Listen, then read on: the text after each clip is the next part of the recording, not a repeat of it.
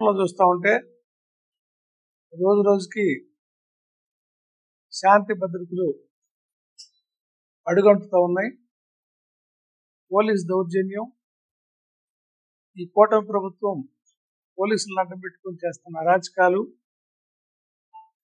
ప్రతిపక్ష పార్టీలో సానుభూతి పరులుగా ఉన్న, ప్రతిపక్ష పార్టీలో పనిచేస్తున్నా లేదా వాళ్ళ వ్యక్తిగత అభిప్రాయాన్ని ఇంకొకరితో పంచుకున్నా, సోషల్ మీడియా ద్వారా షేర్ చేసినా కూడా అది ఒక నేరం లాగా భావించి తప్పుడు కేసులు పెడుతూ, అదే కాకుండా వీళ్ళ విధానాలు చూస్తూ ఉంటే ప్రజాస్వామ్యంలో కాకుండా ఒక ఎమర్జెన్సీలో ఉన్నట్టు పరిపాలించాలనే విపరీత ధోరణితో ఈ కూటమి ప్రభుత్వం నడుస్తూ ఉంది. వాళ్ళ ఎన్నికల ముందు చెప్పిన హామీలు నిలబడలేక సమాధానం చెప్పలేక ప్రశ్నించే గొంతులన్నింటినీ అణిచివేస్తే, మాట్లాడకుండా ఉంటే వాళ్ళ తప్పులు తెలియకుండా ఉంటాయి అని చెప్పి మాట్లాడే వాళ్ళందరి మీద కేసులు పెట్టడం, అదేవిధంగా దౌర్జన్యాలు చేయటం మనం చూస్తూ ఉన్నాం.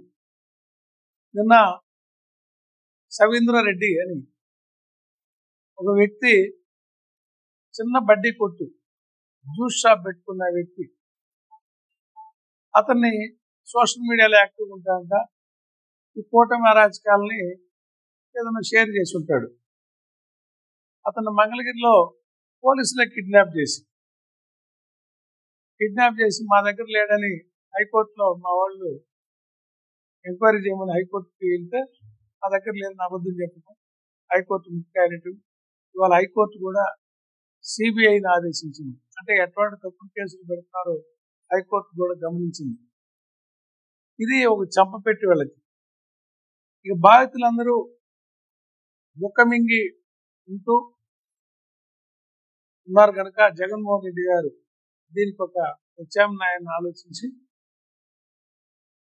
డిజిటల్ డైరీ అని మా పార్టీ తరఫున ఒక యాప్ ఓపెన్ చేసి, ఆ డిజిటల్ డైరీలో ఓపెన్ చేసి ఎవరైనా లాగిన్ అయ్యి మన అనుకున్న వాళ్ళు ఎవరికైనా ఉద్దేశపూర్వకంగా ఎదుటి వాళ్ళు అన్యాయం చేసినా, అధికారులు అన్యాయం చేసినా దాంట్లో లాగిన్ అయ్యి కంప్లైంట్ పెట్టి ఎవిడెన్స్ అన్ని ప్రొడ్యూస్ చేసి వాళ్ళ నెంబరు వివరాలన్నీ పెడితే అది ఆటోమేటిక్గా డిజిటల్ డైరీలో లాక్ అవుతుంది, రిజిస్టర్ అవుతుంది. ఇట్లా అయిన కంప్లైంట్లు అన్నిటికి కూడా రేపు జగనన్న 2.0లో వీటికి పరిష్కారం ఉంటుంది. అదే జగనన్న 2.0 అని చెప్తుంది. దీని మీద ఒక స్పెషల్ టీములు వేసి అవసరమైతే ఒక డిపార్ట్మెంట్లోని స్టాఫ్ కొంతమంది అలాట్ చేసి వీటన్నిటికీ న్యాయాలు తేల్చి నిందితుల్ని, ముద్దాయిల్ని శిక్షించే విధంగా ఎంతటి వారినైనా వదిలిపెట్టకుండా, ఒకవేళ అధికారులు అయితే వాళ్ళని కూడా వదిలిపెట్టకుండా శిక్ష పడే విధంగా ఉంటుందని చెప్పి విచారణ జరుపుతారని చెప్పి డిజిటల్ డైరీ ఉద్దేశం.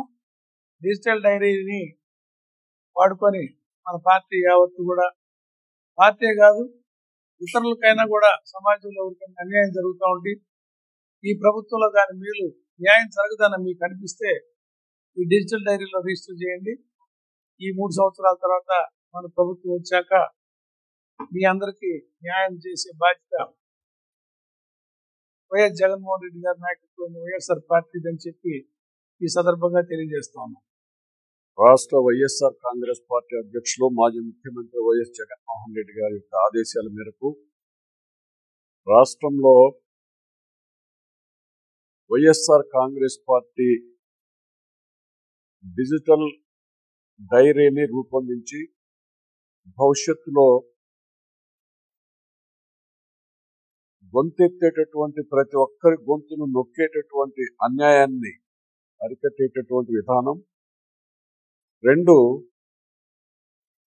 మనం కూడా నడిచేటటువంటి క్రమశిక్షణాయుతమైనటువంటి పద్ధతిలో ప్రశ్నించేటప్పుడు ఒక అర్థవంతమైనటువంటి ప్రశ్నించడం, దానికి సరైనటువంటి సమాధానం ఇవ్వవలసినటువంటి బాధ్యత పాలకులపైన ఉంది. కాబట్టి వారు నిర్లక్ష్య ధోరణితో అప్రజాస్వామికమైనటువంటి దౌర్జన్యకరమైనటువంటి పంథాలో వారు తప్పు చేస్తే లేక ప్రభుత్వ బాధ్యత ఏదైనా ఉంటే దాన్ని ఎత్తి చూపిస్తే ఆ మాట్లాడేటటువంటి వారి మీద క్రిమినల్ కేసులు పెట్టడం, అన్యాయంగా అరెస్టు చేసి ఒక కక్ష సాధించడం రాష్ట్ర వ్యాప్తంగా జరుగుతుంది.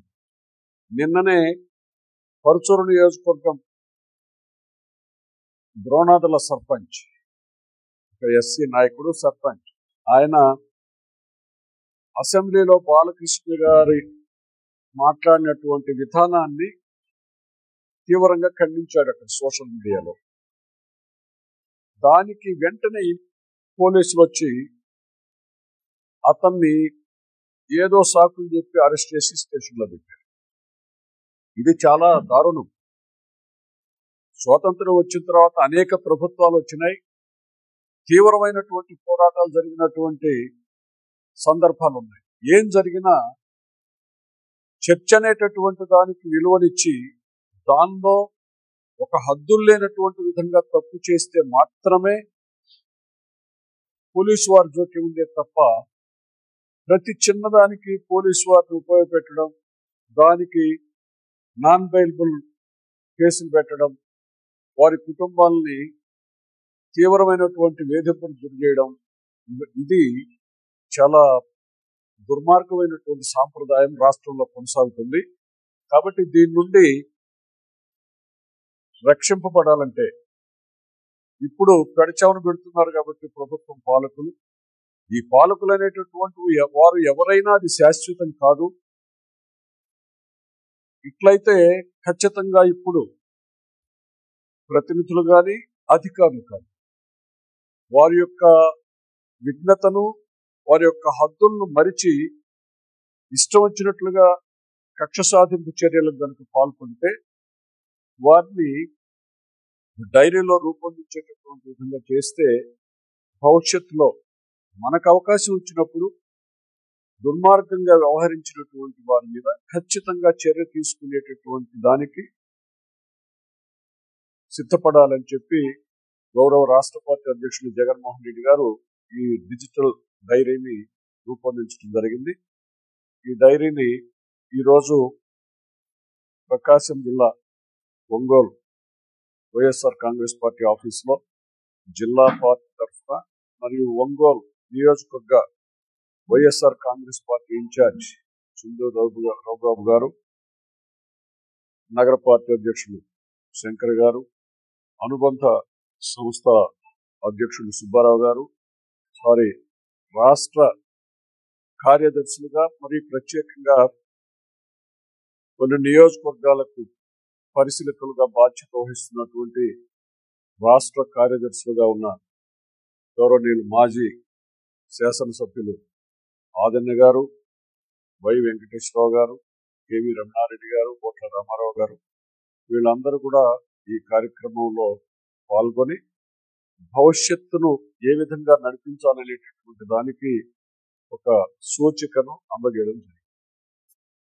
పెద్దలు గౌరవనీయులు బ్రహ్మానందరెడ్డి గారు ఒంగోలు పార్లమెంట్ పరిస్థితుల వారికి, ఒంగోలు అసెంబ్లీ ఇన్ఛార్జి మిత్రులు రవిబాబు గారికి, నగరాధ్యక్షులు శంకర్ గారికి, మా తోటి రాష్ట్రపతి కార్యదర్శి వెంకటేశ్వరరావు గారికి, మిగిలిన మిత్రులందరికీ కూడా నమస్కారం.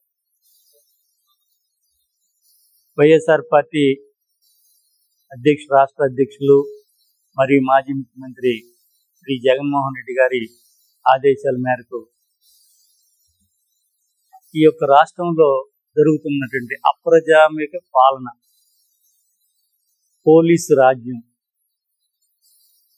డాక్టర్ బిఆర్ అంబేద్కర్ గారు పెట్టినటువంటి రాజ్యాంగానికి వ్యతిరేకంగా ప్రతి మానవుడికి మాట్లాడే హక్కు ఉన్నది రాజ్యాంగం. అలాంటి హక్కులను కూడా కాలరాస్తూ తప్పుడు కేసులు పెడతా ఉన్నారు. ఇది ప్రజాస్వామ్యానికి మంచిది కాదు. ఎందుకంటే మహానుభావులు ఎంతో మంది ఈ దేశంలో ప్రధానులుగా, ముఖ్యమంత్రులుగా ఉన్నారు. మరి అలాంటిది మన ఆంధ్ర రాష్ట్రంలో సామాన్య ప్రజలు కూడా మరి ఇబ్బంది పడుతున్నారు. ఎవరైతే అక్రమ కేసులు బానేస్తారో వాళ్ళ కుటుంబాలకు క్షోభ కలిగిస్తా ఉన్నారు. అది మంచి పద్ధతి కాదు. మన ముఖ్యమంత్రి గౌరవనీయులు చంద్రబాబు గారు ఇప్పటికైనా మేల్కొని ఈ రాష్ట్రంలో శాంతి భద్రతను సక్రమంగా నడిపించాలా, సామాన్య ప్రజలకు మేలు చేసే పనులు చేయండి. ప్రజాస్వామ్యంలో ప్రభుత్వం చేసేటువంటి తప్పుల్ని మొన్న యూరియా సంక్షోభం కానివ్వండి, ప్రైవేట్ కాలేజీలు మెడికల్ కాలేజీ ప్రైవేట్ పరం చేయడం కానీ, రాష్ట్రంలో ప్రతి ఒక్క న్యూట్రల్గా ఉండేటువంటి ప్రజలకు కూడా సంకేతాలు వెళ్ళిపోయి తప్పు చేస్తున్నారు. మరి అలాంటిది ఎత్తి చూపే వాళ్ళందరినీ, మా పార్టీ కార్యకర్తల్ని అక్రమంగా అరెస్ట్ చేయడం అనేది చాలా శోచనీయం. రాష్ట్రంలో మరి మంచి పరిణామం కాదని తెలియజేసుకుంటూ, ఇప్పటికైనా మా పార్టీ అధ్యక్షులు మరి ఏదైతే డిజిటల్ బుక్ ని ప్రవేశపెట్టారో అది ఒక అందరికి కూడా చాలా మంచిదనేటువంటి విషయం.